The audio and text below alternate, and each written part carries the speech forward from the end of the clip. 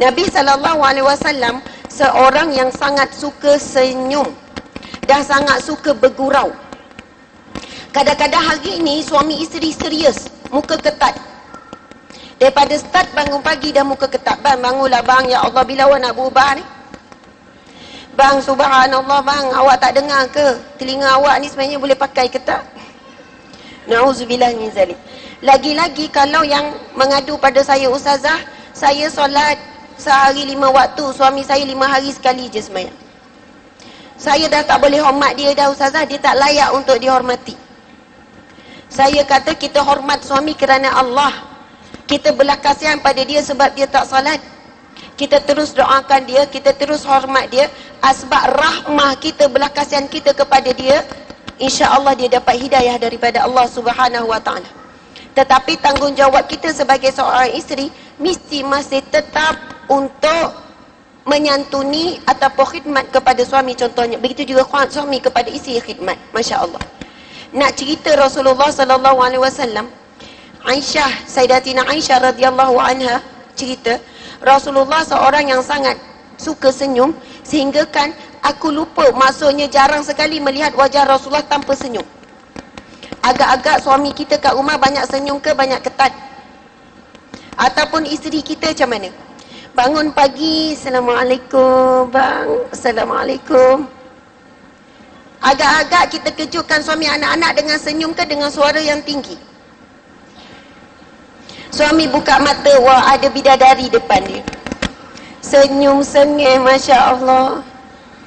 Lepas tu bang, makan bang, Allah senyum, senyum, senyum. Sebab apa? Senyum adalah manifestasi syukur kepada Allah. Dan Allah berjanji, la in syakartum la azidannakum. Kalau kamu bersyukur, pasti aku akan tambah. Walaupun ketika itu kita ni memang kejutkan dia dengan marah, tapi wajah senyum. Bahkan ada sahabat Nabi kata, aku cuba berusaha daya upaya untuk senyum dulu kepada Nabi, tapi aku sentiasa kalah. Mesti Nabi dulu yang akan senyum. Kita pula kadang terbalik, dia tak senyum pun aku tak nak senyum kat dia. Dan ada sahabat Nabi, tahu tak macam mana dia cuba bersembunyi di sebalik pokok ataupun di sebalik sesuatu binaan. Dia kata, kali ini aku nak bagi salam dulu pada Nabi, aku dulu nak senyum. Tetapi Nabi perasan dia daripada jauh. Bila sampai Nabi juga yang pertama, Assalamualaikum. Kita pula kalau ada jawatan tinggi, ada kedudukan yang tinggi, tak ada kita nak mula dulu. Orang pangkat tinggi mesti orang bawah bagi salam dulu. Tetapi bila menyontohi sifat Rasulullah, Rasulullah sangat suka menggembirakan orang lain. Bukankah yang di atas itu lebih mulia daripada yang bawah? Bukankah yang memberi salam itu akan dimuliakan oleh Allah daripada yang menjawab salam? Jadi kejut suami, Assalamualaikum warahmatullahi wabarakatuh wa maghfiratu wa ridwanu. Masya Allah, subhanallah. Dan di sana ada janji Rasulullah daripada satu hadis Nabi. Allah merahmati seorang suami yang mengejutkan isterinya untuk bangun solat malam ataupun bangun subuh tu. Dan sekiranya isteri itu tidak bangun, maka dia ambilkan air untuk dipercikan ke wajahnya. Tapi tolong bagi tahu awal-awal sebelum tidur. Kalau tak bagi tahu, takdir mengamuk besar. Tiba-tiba, a'udzubillahi minasyaitonirrajim.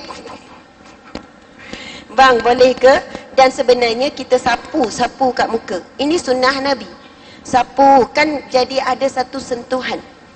Dan ramai ibu bapa bila guna kaedah ni pada anak sangat berkesan. Kalau Umi kejut besok, kalau tak bangun, Umi sapukan air, boleh? Okey Umi. Lepas tu bila ikut sunnah Nabi dan niat nak ikut sunnah, Allah akan mudahkan. Assalamualaikum, bangun salat subuh ataupun bangun qiyamul-lail setengah jam lagi nak subuh, bangun tahajud, kita pun ambil air, kita sapukan. Hadis Nabi yang sahih, Allah merahmati. Kemudian sekiranya suami tu tak bangun juga, Masya Allah, insya-Allah bila disapu agak-agak bangunlah. Tapi kalau tak bincang terus jirus je, bukan percik je. Suami pun terkejut, ni kenapa ni Ustaz Asmat cakap malam tadi? Dah sebut nama, petik nama kita pula. Mesti bincang dulu, setuju tak nak guna kaedah tu. Tapi kalau ikut kaedah Rasulullah, rahmat Allah akan turun. Kemudian hadis itu bersambung, Allah merahmati seorang isteri. seorang wanita yang mengejutkan ahli keluarganya, kejutkan suami ni. Lalu sekiranya suami tak bangun, lalu dia menyapukan air pada wajah. Allahu Akbar. Maka kalau kita faham tentang ini, kita berebut-rebut untuk bangun awal. Bahkan kalau suami kita yang kejutkan kita, besok kita suruh tidur balik. Saya nak kejut awak, berebut nak kejut dulu. Sebab pagi-pagi dah dapat rahmat Allah. Sebab Allah kata Allah merahmati mereka yang bangun lalu mengejutkan ahli keluarganya. Dan asbab kita yang kejutkan suami, kebetulan ada anak pula 5 orang, lalu mereka bangun untuk solat, kita solat seorang tapi dapat pahala 6 orang solat. Sebab asbab usaha kita, ini hadis Nabi yang lain. Barang siapa yang menganjurkan sesuatu kebaikan, dia akan mendapat pahala yang sama tanpa mengurangi sedikit pun pahala.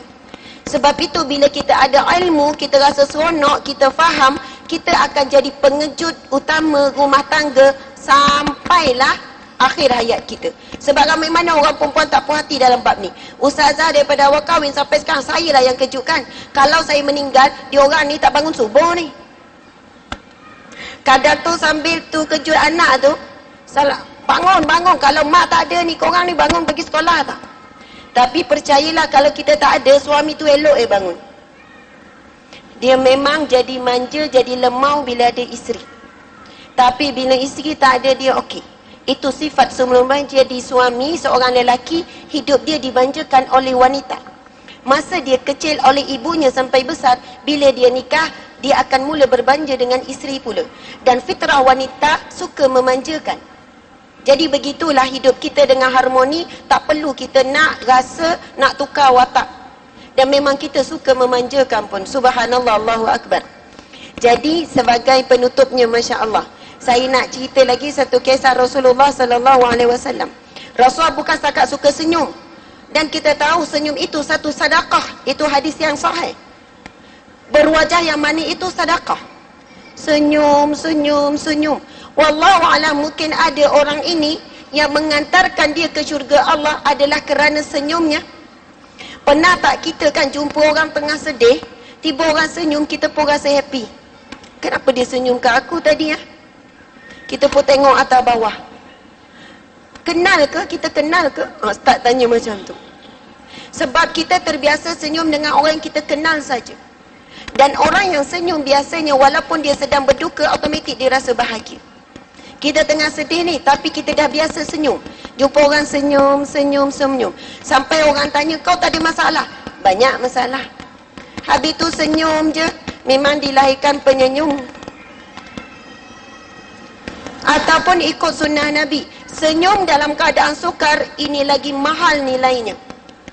Bila kita senyum kepada orang dalam keadaan kita sedang berduka, kita sedang senyum kepada takdir Allah. Kita sedang senyum kepada ujian Allah sampai kita dipuji oleh penduduk langit. Ya Allah, sebab apa? Allah Subhanahu Wa Taala dalam satu hadis Nabi SAW, apabila seseorang itu diberi ujian, diutuskan bersamanya kepadanya malaikat.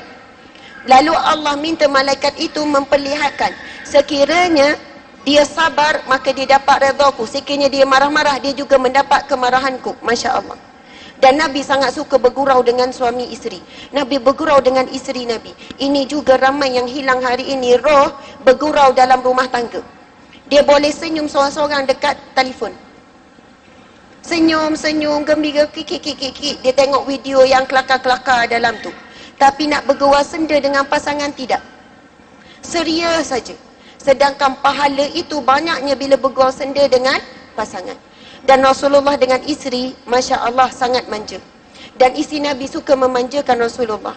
Satu ketika Sayyidatina Aisyah sedang haid, dalam keadaan uzur, kita tahu rumah Rasulullah ni duduk sekeliling Masjid Nabawi. Ketika itu Rasulullah menghulurkan kepala dalam rumah. Sebab Aisyah tak boleh mengulurkan tangannya, nanti masuk dalam bahagian masjid. Tapi Rasulullah yang hulurkan kepala dalam rumah. Tahu tak nak suruh buat apa? Lalu Aisyah meminyaki rambut dan juga menyikat rambut Rasulullah. Nak sebutnya, Masya Allah, nampak benda tu kecil. Nak tanya Rasul boleh tak sikat sendiri? Boleh. Bahasa isi hari ni, awak tak boleh sikat sendiri ke? Antara pengikat kasih sayang, membuat sesuatu yang sebenarnya kita boleh buat sendiri tapi minta pasangan buatkan. Suami bukan tak boleh pakai baju sendiri, tapi saja-saja je, bang, ini mai saya pakaikan baju untuk awak. Angkat tangan, jatuh. Sebelah lagi, pusing, Masya Allah. Buat sesuatu yang sebenarnya pasangan kita buat, tetapi kita buat. Mungkin ada di kalangan kita tak pernah pun minyakkan rambut pasangan, suami minyakkan rambut isteri. Aisyah kata Rasulullah pun meminyaki rambut dia, kemudian sikat. Malam ni sebelum tidur kita buat kan, sikat banyaknya uban awak. Tak lama dah nak meninggal ni. Baru suami perasan, ya Allah, isteriku dah tua. Ya Allah, nampak tangan isteri tu. Ya Allah, tangan ni. Subhanallah. Suami pun tanya soalan, malam ni tanya soalan ni. Yang agak-agak kalau saya meninggal lah, rasa-rasa boleh masuk syurga tak saya ni? Isteri pun jawab. Nak soal jawab jujur ke nak tak jujur? Saya rasa macam payah sangat lah awak ni. Isteri pula tanya, bang, saya pula macam mana? 2 kali 5 je kita ni. Ini perbualan sunnah. Nabi dengan isteri bincang tentang akhirat. Sahabat Nabi bincang suami isteri. Kita ni bincang esok nak makan apa, esok nak jalan mana. Bincang isu dunia, perkara dunia banyak. Tetapi sekali-sekala bincang pasal mati. Saya kalau mati macam mana, bang? Suami standard jawapan dia, tanam je lah. Takkan nak simpan lagi. Bersabarlah dengan jawapan tu betul. Kita pun pesan, awak nak nikah lagi tak lepas saya meninggal? Agak-agak dia jawab apa? Orang lelaki, kalau isi meninggal nikah lagi tak? Ui, takut jawab. Mungkin pertabi kot persatuan takut bini. Saya bila cakap pasal mati kan, saya cakap, bang, kalau saya meninggal dulu, kalau awak nak nikah lagi, subhanallah silakan, tapi cari isteri yang begini-begini.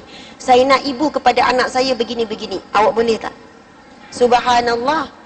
Sebab apa? Cinta kita dengan suami ini bukannya kita ikat dunia dan akhirat. Dan kita mencintai suami kita pun kerana Allah. Dan cinta kita ini untuk dibawa kepada Allah Subhanahu wa ta'ala. Kalau Allah terima cinta kita ini kerana Allah, Allahu Akbar, maka cinta kita akan kekal sampai ke syurga Allah Subhanahu wa ta'ala. Sebab ada isteri dia pesan macam ni, kalau awak nikah lagi saya jadi langsung, saya cekik awak. Takkan nak jadi hantu kot. Kita nak roh yang baik boleh tembus ke langit bersama dengan roh orang-orang yang soleh. Subhanallah, Allahu Akbar.